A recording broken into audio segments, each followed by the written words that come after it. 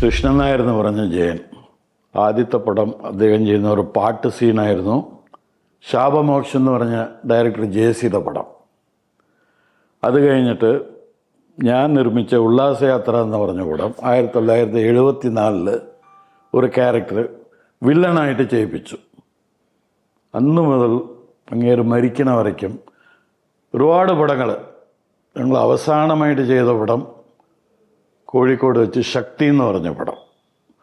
അത് കഴിഞ്ഞിട്ട് ഞങ്ങൾ ഒന്നിച്ച് പടങ്ങൾ ചെയ്തില്ല. ആദ്യ പടം മുതൽ ഞങ്ങൾ തമ്മിൽ നല്ല സൗഹൃദമായിരുന്നു, നല്ലൊരു ഫ്രണ്ടായിരുന്നു. അദ്ദേഹം ഉയരത്തിലേക്ക് പോയി മലയാള ഇൻഡസ്ട്രിയിൽ ഒരു വലിയ സ്റ്റാറായി. ആയപ്പോഴും ആ പഴയ ജയനായിട്ടായിരുന്നു എന്നോട് പെരുമാറിക്കൊണ്ടിരുന്നത്. എന്നോട് മാത്രമല്ല എല്ലാവരോടും.